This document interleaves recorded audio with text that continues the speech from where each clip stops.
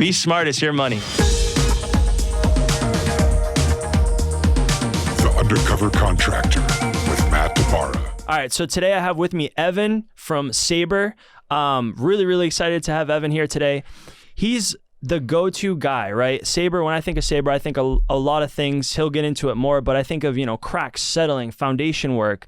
But the reason that specifically outside of Evan's expertise, the reason he's here today on this podcast is because I admire what they do, and I think they're very ethical. And the Undercover Contractor is all about ethics, avoiding scams, doing things right, doing it once, transparency. And so, Evan, I just want to thank you for being on the show. Well, I appreciate you giving me the opportunity to be here. Thank you.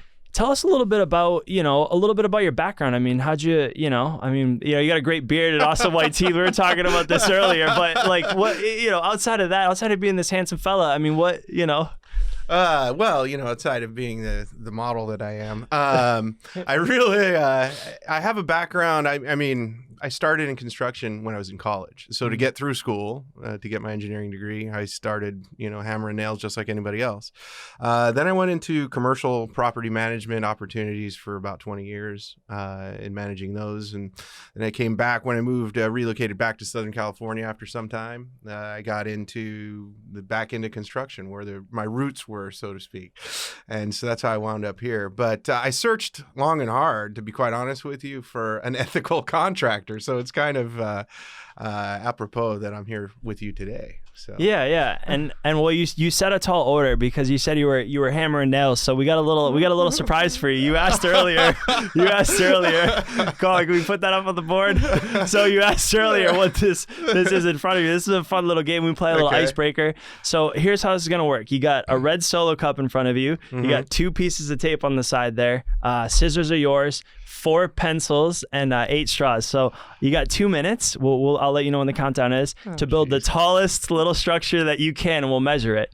So any questions before we get started? We're gonna put this years of construction. Look, now here's the deal, Evan. I know who you are. I know what you do, man. You've got me. Your ethics are paramount here, but we gotta validate for the viewers and listeners here. So you ready to count it down, Colin? Okay, so the tallest structure. Tallest. Right? We're not going for pretty. We're going for height. Okay, so I'm gonna pull a Chrysler building on you. Okay, I love it. Let's do it. He's confident, so let's see. 3, 2, 1, go. Okay. Look at this. Thinking through it. All right. Smart. Look at this. Okay, so he's cutting the straws. Just at the base. Just at the base. Yeah. Just at the base. I like that. Little cut at the base. I see what he's gonna do. I think I do. We're gonna see. I know what the record is thus far too, so I'll reveal that. Yeah. Don't put any more pressure. Oh gosh. All right. So all the straws are getting a little cut at the bottom there. Very methodical, confident. Yeah, well, Seen it all. Right.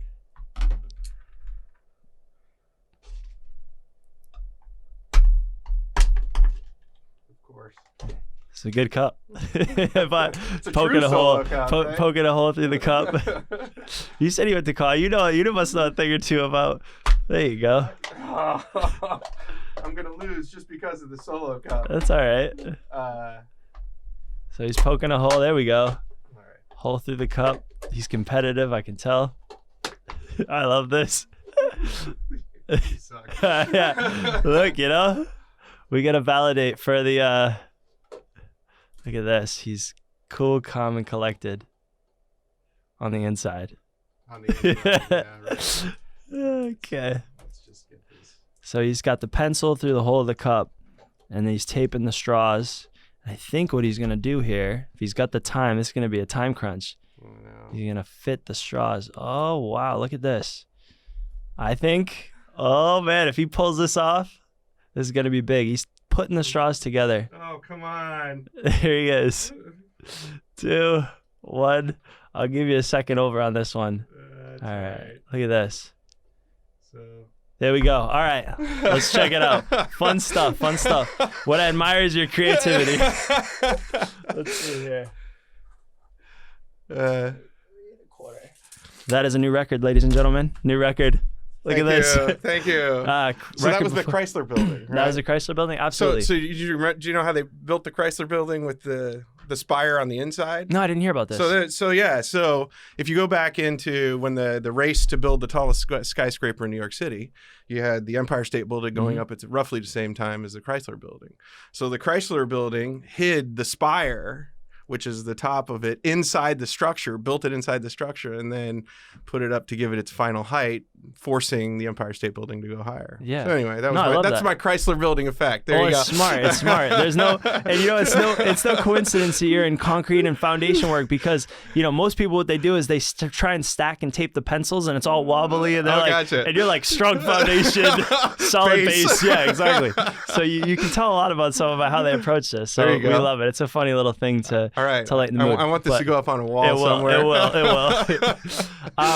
But so like I said, my whole thing with you was ethics. Like I could tell your company. I mean, what you guys are doing. It was like immediate ethics, right? Yeah. I think I had met Chris out in the field, and it was like I was just blown away. I was like, these guys do things like we do. But for homeowners, sometimes it's hard when they're trying to find an ethical contractor. Some people look the part but don't deliver the part. Some people deliver the part but don't look the part. Especially in your unique space. What are some of the things you're seeing where it's like, man, if they just asked a few more questions, or if they were a little bit more, we're willing to dig a little bit deeper, they probably could have ended up, working with, someone like you or even you. Sure.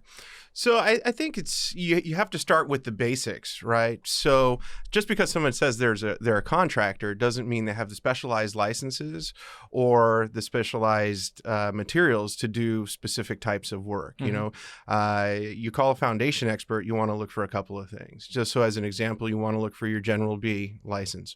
You also want to look for the specialty licenses. So like a DO6 for concrete, D31 for pile driving and pressure foundation jacking.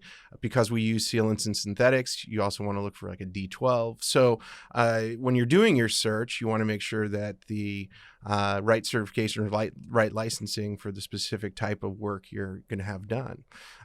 So that's really where it starts. And you can also, at the same time, and using your CSLB or state licensing company or state licensing board, you can find if they're in good standing with the CSLB. That means that they've cleared all of any complaints that were against them, or they've always filed appropriately or paperwork, carried the right insurances, bonding, and so forth. And if any contractor can't show you proof of that, that's the easiest place to start.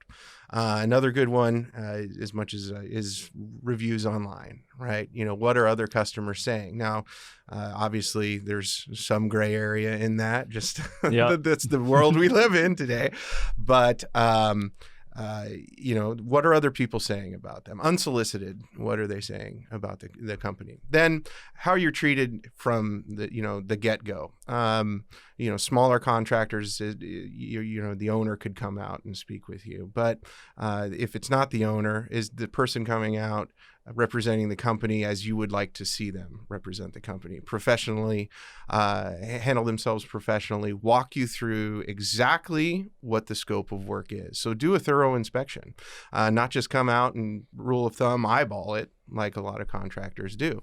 Now, that doesn't mean that we've seen thousands of jobs. So yeah, I can probably get you close just by looking at it. But in order to get the most effective solution for you, I have to do a complete and thorough evaluation of the job. And whether that's getting engineering involved or not, at least we're doing a soup to nuts and be able to explain that back to you as the homeowner. I think that, goes a long way. And stay on the course in terms of the scope of work. This is what you called us out for. This is what I found. And this is what we offer to provide you a solution for that.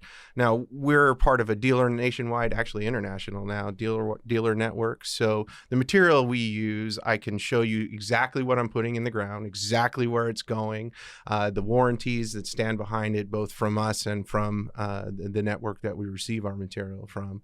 It's a very open-ended book, or an open book, very transparent about everything. We don't do, and one thing that, when I got back into the contracting world after being out for so long, especially for residential construction, there are a lot of bait and switch type of contractors out there, right? So they'll come in and here's the price with the top-notch quality product, and but if you can't afford that, we'll knock it down $20,000, or all of us, mysteriously a job goes from X number to 20% of X number, or 50% of X number to 30% of X number.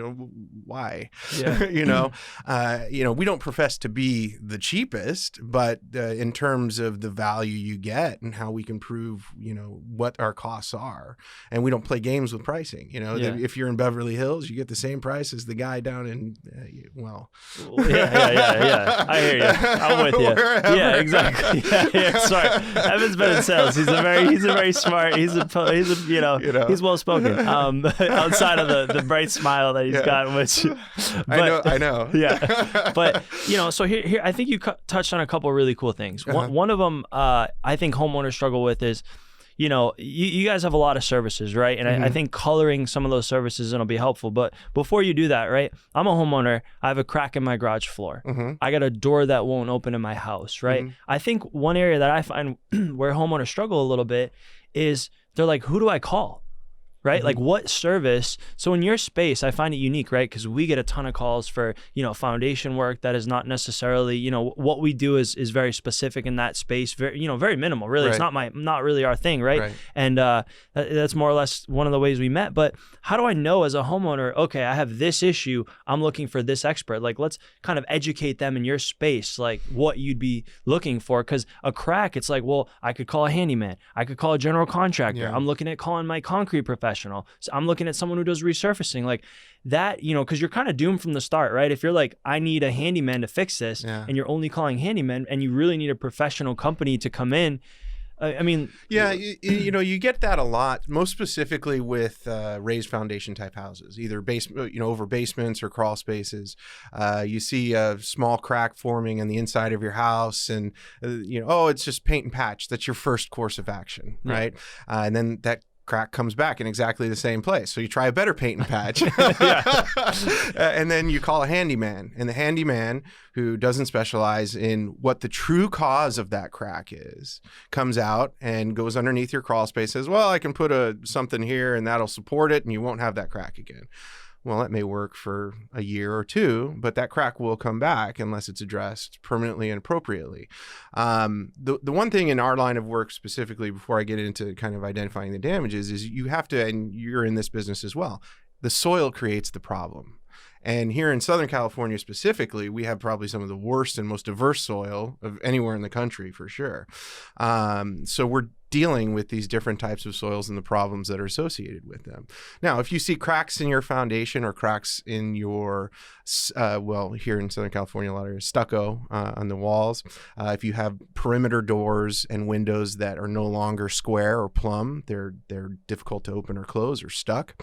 If you see concrete on the outside of your home pulling away from your foundation. So if you have a poured concrete deck or pavers and you start to see those move away from your house, those are all signs of things that we can help you address, right? We know that you either have some sort of a vertical settlement happening because of the type of soil underneath your house, or you have some sort of a slope creep potentially happening if you're built up on a hill. We love $1 million views in Southern California, and slope creep is a reality that we have to deal with. So we can do things to mitigate that almost on a permanent basis in most cases. So looking for cracks, separation of concrete from where it was originally poured. Those are all indicators of the type of work we can help you with, or foundation repair work. Now, I'm a homeowner, right? And in this instance, right, I'm a homeowner. I go out. What do I know? Because for me, right, and we'll talk, my space is more vertical, right? You're talking about retaining walls that are leaning and things like that. And I'm always like, man, if you had just called me 2 years prior, I could have done some underpinning. I could have done something to at least, at a minimum, mitigated this huge, expense that you're about to have. Yeah. So I think where homeowners might fall a little bit short is like, when are cracks severe in your eyes, right? When are they severe? When are they not? Or do I just call an expert for all the cracks that I see? How do you, if you're going outside your house and you're looking and you're like, all right, I got a little crack on my stucco. Yeah. No big deal. I mean, when do they know to call? So I think the earlier you call is the better. Now, there are engineering standards, or engineering tolerances, I guess is probably the better way to say it, that would dictate whether we should do something today, or you can wait to get it fixed until you have more equity in your home, or something along those lines. For us, we follow a guideline of anything over 1/2 of an inch of deflection or settlement, right? Variance in the slab height over a 10-foot area. That's indicative of something we should probably address now, because that's where you're starting to see damage. So you start to see damage at 1/2 of an inch of deflection and beyond. Now, that depends if you have over a 40-foot span, that can change, but that's where you start to see the damage, right? Or if the damage itself is creating some sort of a hazard for you.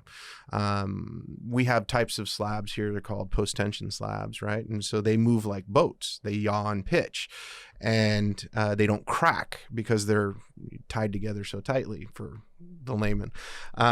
But anyway, those will move in such a way that it'll actually create a trip hazard for you going into your house, because it's going to come up from where the concrete or the entryway was originally was. So if it's creating some sort of a potential safety hazard or concern for you, call right away. And then, like I said, we have certain tolerances where we would recommend work that needs to be addressed immediately, or it could cause further damage to your home. Or there's some things that you can do to maybe mitigate it slowly over time, or at least put it off until you're in a better position to address it. Now, you guys as a company, you somewhat, in my opinion, right? And, let me know what you think, but I think you have what I consider to be you're semi-specialists, right? In the sense of that you specialize in an area, right? So you're not saying we just do, garage floor settling, right? Like, that's not our thing. You don't just call us, but you kind of have a zone. It's kind of like me at DeBarra Masonry, yes, right? Like, we're masonry and concrete specialists. I won't hang your windows and your doors. I won't. For a homeowner looking for this, I mean, because there's a lot of general contractors that are kind of like the restaurant where they have every food on the menu, right? And they're like, oh, we also do, cracks and settlement and things like that. I mean, in my eyes, and I obviously know this, but for anyone listening, I mean, when do you know when to call someone who specializes in a unique circumstance versus, the general contractor who goes, yeah, we can take care of that. We're going to cut a section of your floor out, drill it, pin it, patch it back in, and you're good to go. Because I think homeowners, that's a big area of confusion where, we've done a lot of times, we've done work for clients where we're doing the wall, right? And we're doing the wall because the wall failed because the soil wasn't great, okay? And if the soil is not great by the wall, it's probably not great in other places, right? So they're getting foundation work done. Now, at this point, they trust us, right? This is kind of how the whole Undercover Contractor thing started, right? Is helping homeowners. And so, they'll be like, hey, I got these 4 quotes, right? Yeah. And it'll be like, you guys will be like, here's, your analysis as to the cause and why it happened and what we're going to do. Right. And it's just all over the map. Like, there have been times where I've been overwhelmed, right? Even as from the contractor's lens, being like, the handyman's going to do this. You got 2 general contractors saying different things. Right. You got well, you even have 2 specialists saying different things. That's what I mean. So, how do we as homeowners, what are some questions we can arm ourselves with, or things we can ask? I mean, how do you know you're making, because I think what's tough in this space, right, is you're dealing with people's hard-earned money and you're dealing with trust. And you're big on ethics. That's why you're here. But how do we understand as a homeowner, right? Like, I'm trusting you with my money, right? Because it's so tempting to be like, well, assuming I trust all 4 of you, this person's the cheapest person for the job. I want to trust that they're going to do it. I'm going to get what I need. Like, how do I make these decisions? What questions do I ask? What are some tips you have for me? Well, I think going back to it, if the person sitting across from you representing the company that you may or may not choose to do this type of work, if they can explain to you in terms that you understand exactly what's causing the problem and exactly how they're going to fix it, that's probably the first place to start. I love that. Or if they can't find someone within their organization to get on the phone or a video or come back to your home and explain that same thing to you, that's probably a really good. And then another one is if they're telling you to do it without a permit. We do this without a permit all the time. That's come back to bite more than one homeowner, and contractor more than I can care to even speak about. I think you nailed something too. You nailed this, and I'm so glad you brought this up, because I talk about this with a lot of our bigger retaining wall projects. Right? Is we'll have clients and they'll be like, well, I got this quote, right? And I'm like, in order for them, you nailed it. I'm so glad we're covering this, right? In order for them to say this is the repair, they have to understand why it failed. Yes. Right? Like without causation, we can't understand and create something that's going to remedy the situation. So you nailed it. That's so powerful. So you're basically saying if whoever's representing the company can't specifically say your foundation is cracked because of this. Right. No, exactly. Yeah. If they can't, we see this all the time. We just, put something under there. There's no onus or value in that whatsoever. So I could say as a homeowner, I could say, great. So, because some contractors say, and I'll speak from my experience, they're like, well, foundations crack, this is routine. This happens. Right. Mm-hmm. But we could ask something, a homeowner could say, well, why did it crack here and not here? Right. Because, that's a level up on a question. Sure. You're like, because someone like you would be able to answer that in a second. You're like, well, technical analysis, looking at it, whatever the case may be. Yeah. But somebody who's not, I think that's really, really helpful. Yeah, that's what I teach to all of my guys out there, whether they're the guys that are putting it in the ground or the guys that are going out to meet you for the first time, is to make sure that they're with you on this journey. This is a lot of the foundation repairs that we get involved with. They're not fun fixes. They're not, I get to remodel my bathroom or my kitchen. I get my dream kitchen. Well, maybe because of the work we do, you do, but I'm not the guy giving you the dream kitchen. I'm the guy that's digging a hole in the ground or driving a piece of metal, 75 feet underneath your house, but you never see. It's quietly going to do its job for the rest of your life and the building's life. So I kind of, everybody has to explain exactly what they're doing. Let me just show you. And, in that we gain a professionalism of rapport. We're not the company and we're not the individuals that are going to go out there and try to talk to you about your car in the driveway or, record-breaking fish that you have on your wall over there. We're the people that are going to stay with what you called us out for. You called us out because you have a legitimate concern. I mean, my house is doing things it's not supposed to do. No one else's house has this kind of crack on it, or I have a crack in my foundation, or here we have a lot of seismic activity. And, so people relate a lot of the damage to seismic activity, whether it is or not is debatable, but you have a concern, like a legitimate concern. There's anxiety that's inherent to the type of work that we're called out to look at.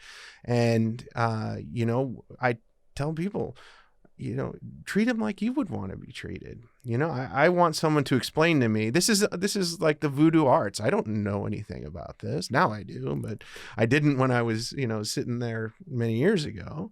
And so take them on the journey with you. That's why we do these thorough inspections. That's why if someone sitting across from you can't explain exactly why they're putting something in or under or on your house, then that's probably not the right person to go with or the right company to go with. That makes total sense. Yeah. What are your thoughts on warranties? I have mixed thoughts on warranties. What are they? I mean,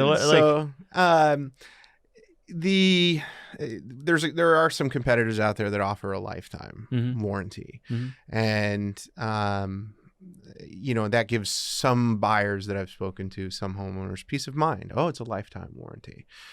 Well, that warranty is subject to the contractor and their longevity. It's subject to whether, a lot of these are based off of trusts that you have to, put a claim against and some things like that. We're pretty transparent. We've been in business for almost 35 years now, and specializing in just this type of work. And we've partnered with a company that's been in business for 45 years and was recently certified as what's called an evergreen company. So it's a certification, an independent evaluation based on your business practices, your accounting practices, the type of material and customer focusing products that you put out there. And they do an independent analysis. You pay for it, but it's an independent analysis. And they come back and say if you can withstand 100 years of being in business or not. So SupportWorks, who we're a part of, can, based on that, evidence, has recently been certified as evergreen and can withstand 100 years or more. So the products they're designing today, they're going to be servicing potentially 100 years from now. So the engineering and the design and how they want us to represent their product, because we do trainings multiple times a year. And I mean, I can pick up the phone now and call, someone from SupportWorks to talk to me. So we're backed by someone other than ourselves. So you're getting our local experience, meaning regionalized cities, municipalities, dealing with them, references for engineers and so forth locally. But you're also getting an international network that is engineering and designing these things. So yeah, we put a 75-year warranty on our products, and they're designed, they have planned obsolescence of far beyond that. Yeah. Right. Most homeowners aren't going to see the end of these warranties, but in kind of going back to it, I'm showing you exactly what I'm going to put in, what it's made of, what it's designed to do. It's galvanized. It's this, it's that. It's going to be in the ground. So warranties, again, I think some of them are bait and switches, to be honest with you, but it really goes back to, if I can explain to you why we have a 75-year warranty. Yeah, because I could have a product that has a lifetime warranty, but it could be my crew's first time installing it, right? Right. I mean, so you have other factors, right? Go. I mean, because we've seen, I see that a lot in the vinyl space too, right? Yeah. You have lifetime. We did a project where there's a block wall that we built, and we got a call later because they didn't like the fence that this other company came in and installed, and the vinyl had a lifetime warranty, but the installation it was their first time for sure, maybe second. So I do think there's that as well. Imagine for a moment here, like you've got some issues, let's say at a home that you own, right? Yeah. And you got someone coming out. I mean, because you're not going to use in this particular instance for whatever reason, what are you asking them? Like, what are some things, you talked about, we're going to look up their license. We're going to make sure that they've been around a long time. These are huge things that I preach, but specific to whatever area it is, let's say it's a foundation or whatever, how are you going to size up that? Because you're like, if I were in your space, you'd be like my worst nightmare. I am horrible with when a contractor comes to my house to do work for me, it's horrible. Oh, absolutely. It's a miserable experience for them. So I would never work for you. I like you, but I would never. Ever. We're good friends. We'll keep it that way. Let's keep the relationship as it is. As an example, I don't like when somebody comes to my house and tries to sell me sunshine when it's raining. So we're licensed and bonded, and this happened. This is a true story. This happened to me. I'll tell you. Okay. I pulled, while I was getting the quote from somebody sitting across from me for rain gutters, if you want to get technical for it. My wife wanted rain gutters and leaf filter. Okay.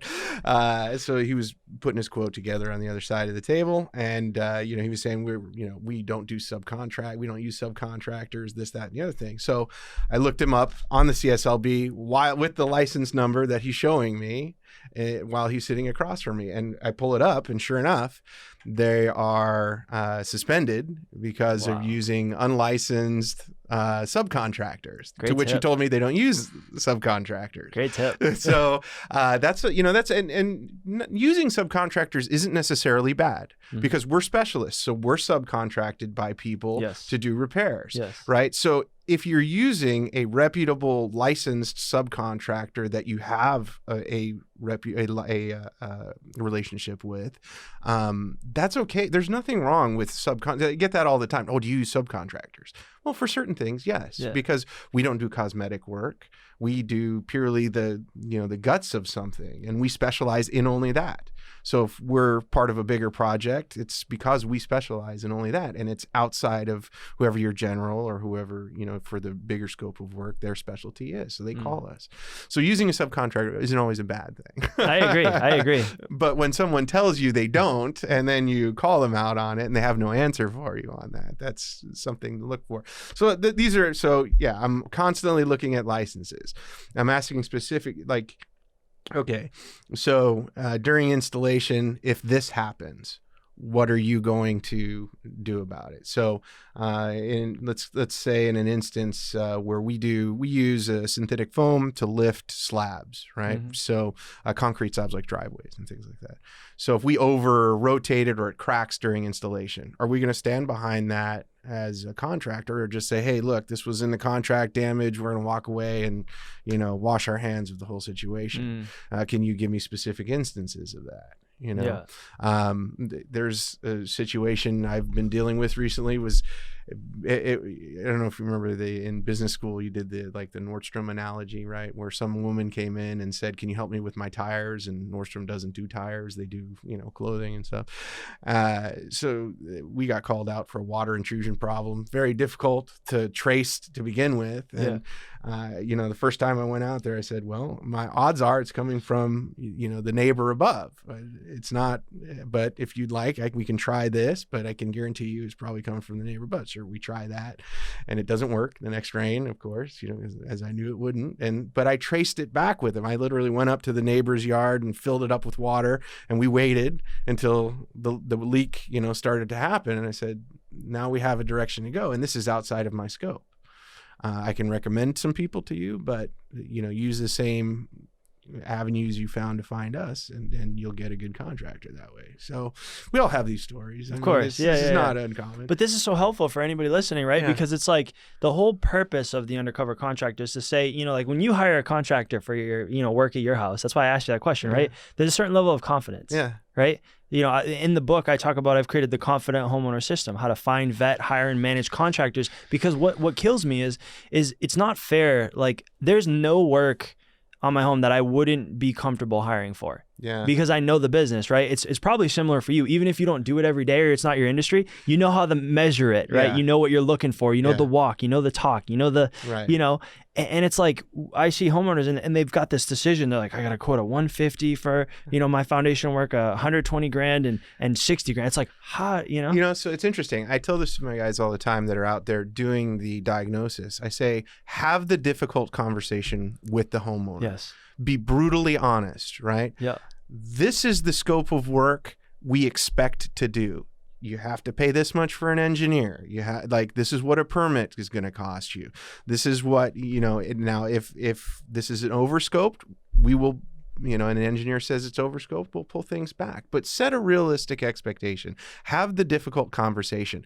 Don't just try to go in there and say, yeah, we can put a pier here, here, and here, and that'll solve your problem. And then when you go into the permitting process and for review, it comes out they need 8 more of those. Yeah. Right. And so it was a bait and switch type of a scenario. You were undersold the work. You were told it was going to all be beautiful and, your house is going to look great when it's all said and done. No. Yes, we have some realities. There are unforeseen. We're dealing with underneath the soil. Mm-hmm. So there's some unforeseen challenges. Also, I want to prepare you up front for everything that's going to happen. We're going to disrupt your yard. You're going to disrupt this.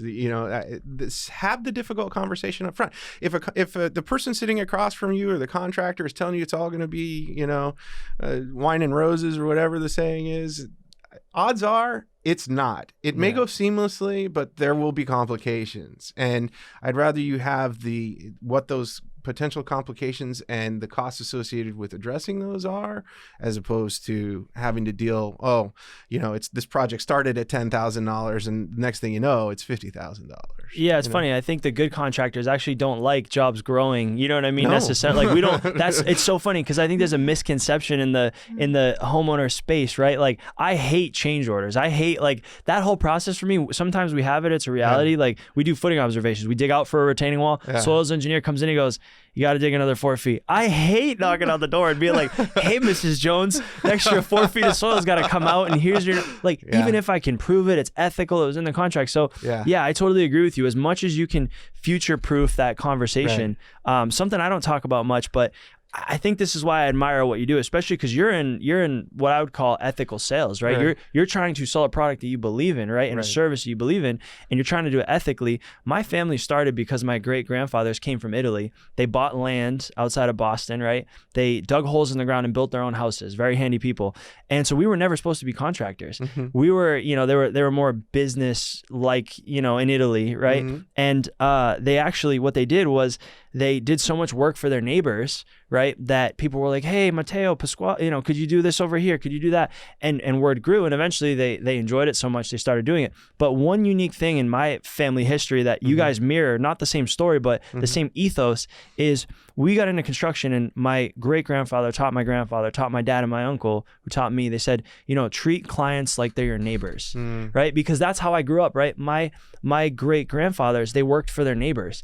And when you're working for a neighbor, you're not leaving early. You can't do anything, right? Yeah. Like the work doesn't hold up. You got to see them every day. And so you guys share that same ethos. I want to bring that story because it's like, without having that same story, it's like what you're saying. You're like, have the tough conversations, be honest, peek around the corner for the client, grab them by the hand and future predict some of the things they might encounter. It's like, that's what we're looking for in this industry. And I just think it's really cool that you share that and you're on a mission. My whole thing is, the Undercover Contractor, what we're doing here is being a bridge between good contractors and good homeowners, right? Like, how do we match the two? You're a bad homeowner, great, take the bad contractors, right? Yeah. You're a bad contractor, I don't want you working with a good homeowner. Like, that's what this is. And I just think it's really cool what you're doing because it's a tough, in my opinion, what you're doing is very hard, right? You're training people in this thing, right? When there's all these other factors. There's so much fast money to be made. It's so much easier to not have these tough conversations and you're doing it every day. So I really admire that. Well, I think that's really cool. Yeah. And in the times we're in right now, it's,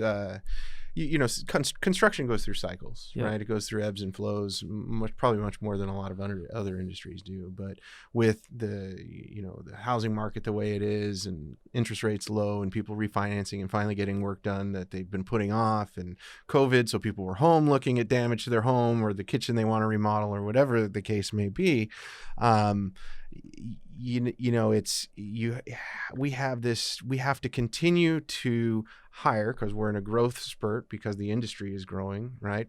You have to continue to hire and bring those people on board with the same mindset that you have, right? And so we ingrain all of our new hires from day one that our motto, it's actually on the shirt, right? And so we're redefining the industry, right? We're redefining the contractor industry or experience for the homeowner and trying to give them the best service possible. So we take you from the time you look us up online all the way through the time that we're complete with the project. You're getting the same messaging, the same professionalism, the same overall experience from every person that touches you all the way down, right? And so that's what we're trying to do. Same thing like that you're trying to do. You have an amazing platform that you work off of. And I mean it's it's like what you're saying, but I think I want to wrap by saying that I really I appreciate what you're doing. I mean I'm gonna say this. I mean he just drove 2 hours to get here. You're gonna drive another probably 2 hours back. I mean people who love the industry love what they do. They I mean I didn't have to twist your arm to come here, right? No, I can talk about this for hours. My wife hates it. Well, yeah, that's the thing, right? We're a weird bunch, right? But there's so many people, and I have we've had enough people, and there'll be so many episodes. But the one common thread that I find in construction is that like